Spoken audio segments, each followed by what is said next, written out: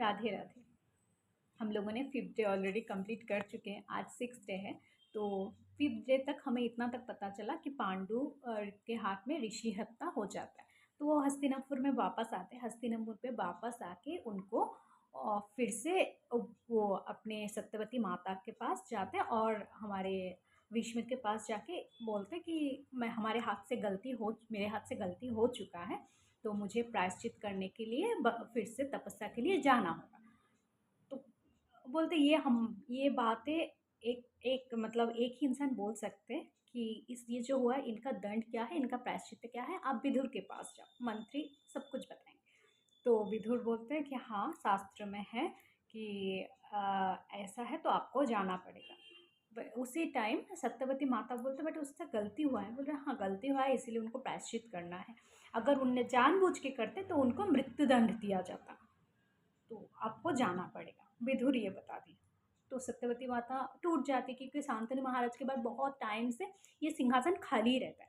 उनके दो बेटे का ही सिंहासन में ज़्यादा दिन नहीं रह पाते, देहांत हो जाते।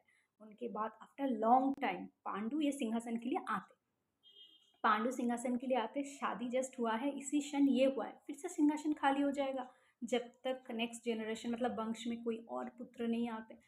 तो पांडु बोलते क्यों खाली हो जाएगा, ज्येष्ठ भ्राता है ना, ज्येष्ठ भ्राता रहेंगे, जितनी तो ज्येष्ठ भ्राता देखभाल करेंगे राज्य क्या।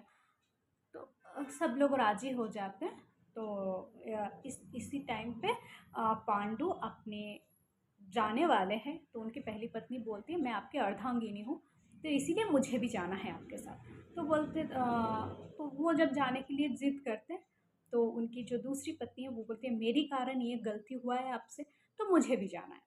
तो वो अपने दो पत्नी को लेकर चले जाते हैं वन में। हमारे जो गांधारी रहती है, गांधारी उनके जो भाई है शकुनी, वो अभी तो धृतराष्ट्र को एकदम मिल चुका है मुकुट, सिंहासन भी मिल चुका है, तो वो बहुत खुशी में है।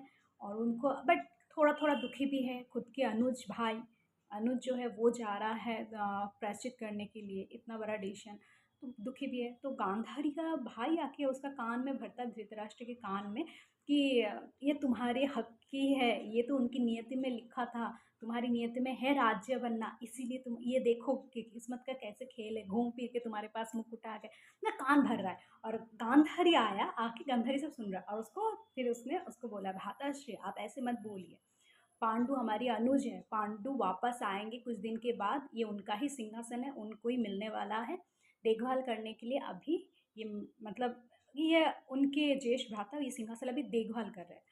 तो वो सुन के युधिष्ठिर को अच्छा नहीं, धृतराष्ट्र को अच्छा नहीं लगता, धृतराष्ट्र को बहुत बुरा लगता है ये सुन के कि तो फिर भी ठीक है, मतलब अंदर खुश भी हो रहा है, दुखी भी हो रहा है, पत्नी भी साथ नहीं दे रहा है, पत्नी को भी खुश होना चाहिए कि मुझे मुकुट मिला है, बट नहीं, पत्नी भी बोल रहा है कि ये इसका हकदार मैं नहीं हूँ।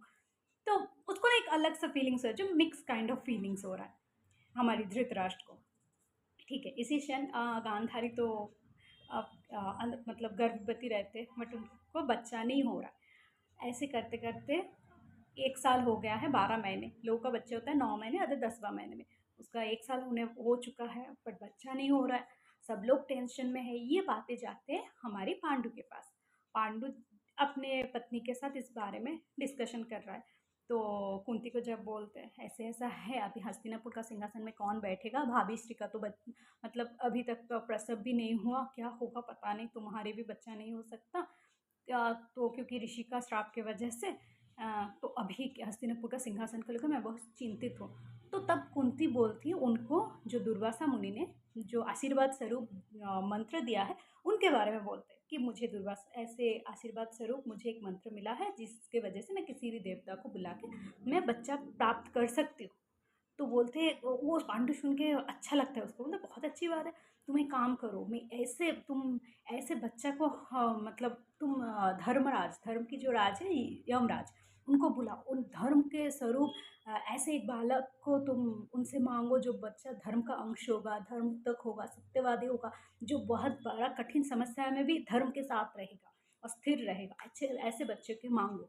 तो उसने धर्मराज को बुलाते, यमराज, यमराज को बुला के ऐसे संतान मांगते तो वो देते वरदान के स्वरूप। तो वो संतान जो ये हमारी यमराज बोल के जाती, ये बच्चे का नाम देना युधिष्ठिर। तो उसने वो बच्चे का नाम युधिष्ठिर रखते हैं। अभी युधिष्ठिर को लेके चले जाते हैं। इसके बाद 13 महीने 14 महीने हो रहा है, गांधारी का अभी तक बच्चा नहीं हो रहा है। ये बातें हमारी पांडु को पता चलता है। पांडु तब डिस्कशन करता है फिर से कुंती के साथ कि एक बच्चे कैसे ये सिंहासन संभालेंगे हस्तिनापुर का, उनके साथ देने वाले उनका सेनापति भी चाहिए। तो तुम एक काम करो, पवन देव को बुलाओ और एक ऐसे बच्चा क्रिएट करो जो बच्चा हेल्दी होगा, स्ट्रांग होगा, बलवान होगा, राजा को सहायता करेगा, भाई को सहायता करेगा। तो वो पवन देव को कुंती बुलाती है, फिर से बच्चे के लिए बोलते हैं। वो तब पवन देव आके वो बच्चे देते हैं जिसके अंदर तो पवन देव बोलते हैं ये बच्चे बहुत शक्तिशाली है, उसका 10 हाथी का बल है इस बच्चे में, तो इस बच्चे का नाम रखना भीम। तो इसी क्षण में एक पास से एक सिंह हो और टाइप मतलब बाघ हो, कोई गर्जन गर्जन करते और उसके हाथ से बच्चे गिर जाते एक पत्थर में, बहुत बड़ा सीला में पत्थर में गिर जाता। और जब वो डर जाती कुंती, बच्चे को उठाती है, उठा के देखते बच्चे को कुछ नहीं हुआ है, वो पत्थर बीच में से टूट चुका है। तो वो तब समझ जाते हैं मेरा ये बच्चा बहुत शक्तिशाली है, तो वो बच्चे को लेके आ जाते हैं। अभी तक गांधारी का प्रसव नहीं होता है। इधर गांधारी को मतलब अपने पेन के साथ जूझ रहा है, प्रसव नहीं हो रहा है, 15 महीने हो चुका है। इधर तक स्टोरी, इधर हस्तिनापुर का इधर ये स्टोरी चल रहा है। अभी हम लोग जाते हैं मथुरा में। उधर कौन जन्म लेने वाला है?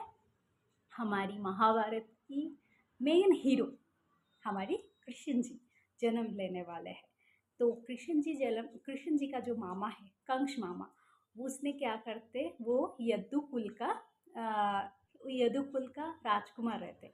तो उसने अपने ही पिता को कारागार में डाल देते, फिर खुद राजकुमार से राजा बन जाते, क्योंकि पिता उसको राजा का सिंहासन नहीं दे रहा था।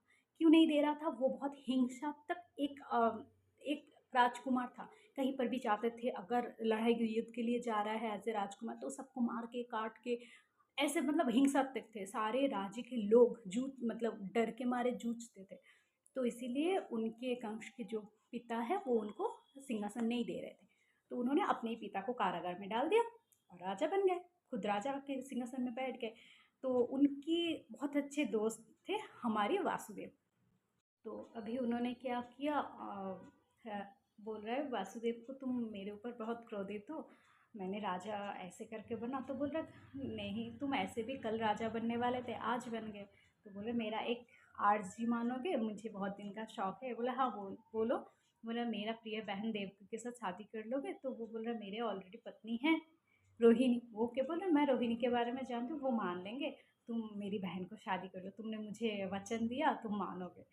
तो वो बोलते ठीक है। तो वो देवकी के साथ वासुदेव का शादी होता है। तो शादी होके जस्ट देवकी और वासुदेव यदुकुल से अपनी राजधानी मतलब जाने वाले हैं मथुरा तक। और इसी क्षण में क्या होता है, वो जस्ट जाने ही वाले हैं ससुराल में, किसी एक ऋषि से कंस को पता चल जाता है, ये राजगुरु से, कि देवकी और वासुदेव का जो 8वां संतान होगा ये इनका मृत्यु का कारण होगा। तो जाने के पहले ही बीच रास्ते से कंस क्या करते, वासुदेव और देवकी को उठा के कारागार में डाल देते।